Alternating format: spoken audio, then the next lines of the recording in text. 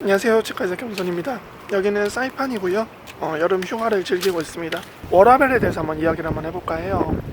워라밸, 워크 앤 라이프 밸런스 준말이죠. 일과 삶에서 이제 균형을 가지라 이런 얘기죠.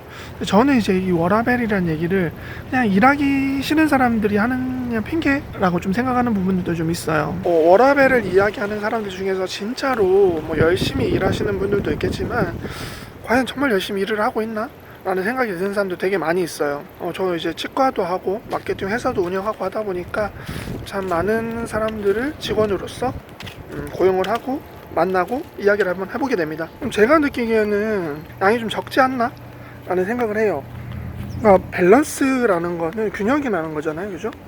그러니까 둘 다 많이 안 하면서 균형을 갖겠다, 혹은 일은 좀 적게 하면서 휴식은 많이 하겠다, 뭐 이런 좀 사람들이 좀 많이 있는 것 같아요. 좀 꼰대스럽기는 하지만 저만 해도 진료를 다 하고 그 다음에 또 이제 마케팅 회사를 추가적으로 일도 합니다. 그러다 보면 뭐 일을 하는 시간이 글쎄 12시간은 되지 않을까. 하루에 8시간 일을 하고 그다음 추가적으로 마케팅하고 그다음에 뭐 요즘에는 좀 뜸하긴 하지만 유튜브도 운영을 하고 그러다 보면 뭐 이걸 일이라고 생각을 한다면 하루에 뭐 12시간 이상씩은 일을 하고 있지 않나 라는 생각이 좀 들어요. 제가 이렇게 얘기하면 되게 꼰대스럽게 들릴 수 있는데, 근데 이런 이야기를 만약에 연예인이 한다고 생각을 해보죠. 이제 뭐 그런 영상이 있더라고요. 슈퍼주니어 뭐 덕질 계정 이런 채널에서 보니까 예성씨, 슈퍼주니어 예성씨가 후배 아이돌들한테 이렇게 연습해서 되겠냐 뭐 이런 이야기들을 하고 이렇게 해서 데뷔 못한다, 니네 너무 이거 연습을 조금밖에 안 하는 거 아니냐, 이런 이야기들을 하더라고요. 그런 데서 댓글을 보면 굉장히 좀 긍정적이죠. 반성을 하게 된다, 뭐 이런 이야기를 하는데, 이런 식으로 제가 이야기하거나 아니면 주변에 있는 누군가가 뭐 이런 이야기를 한다면 저 꼰대, 이런 이야기를 듣기 딱 좋지 않나 라는 생각이 들어요. 남들이랑 똑같이 일을 하면서 남보다 더 여유롭게 살겠다는 거는 굉장히 좀 도둑놈 심보라고 생각을 해요. 우리가 어떻게 더 여유롭게 사느냐, 더 경제적으로 풍족하게 사느냐는 일을 하는 시간이 얼마나 되느냐, 얼마나 같은 시간을 더 생산력을 발휘를 했느냐, 그러니까 쉽게 말하면 돈이 되는 일을 했느냐, 그 다음에 누가 더 그 일머리가 있느냐, 혹은 누가 더 돈이 되는 일을 잘 발견하느냐, 그 머리, 돈 되는 일을 발견하는 머리에 의해서 결정이 될 겁니다. 굉장히 좀 재밌게 봤던 채널이 호주노엘의 조라는 채널이 있어요. 그 사람이 항상 하는 얘기가 나는 돈이 최고다, 뭐 이런 얘기를 하는데, 돈이 최고다 라는 워딩 자체는 조금 뭐 거부감이 있을 수 있겠지만 어쨌든 그만큼 우리가 인생을 사는 데 있어서 돈이 중요하고 그걸 인정하는 그런 자세가 굉장히 좀 바람직하다 라는 생각이 들어요. 그 다음에 그를 위해서 내 시간을 투자를 하고 노력을 한다 라는 부분이 굉장히 보기 좋은 것 같습니다.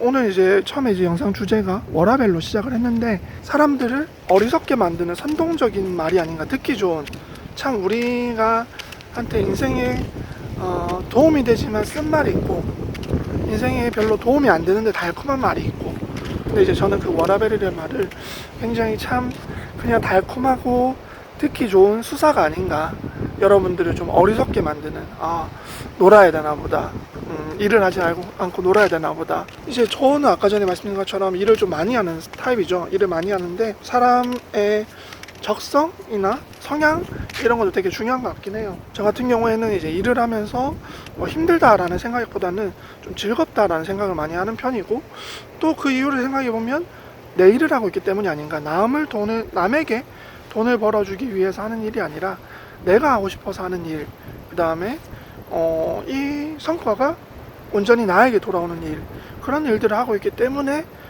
일을 많이 해도 힘들지 않고 즐겁고 더 하고 싶고 그런 게 아닌가 싶어요. 직장 다니시는 분들 입장에서는 좀 워라밸을 추구하고 싶을 수도 있겠죠. 내가 일을 많이 한다고 해서 내 월급이 그에 비례해서 올라가는 건 아니니까 그냥 적당히 일하고 적당히 월급 받고 하고 싶다 라고 할 수도 있는데, 휴가를 오면서 공항에서 책을 2권을 샀는데 그 중에 한 권이 사업을 한다는 것 맥크록이라는 책이었어요.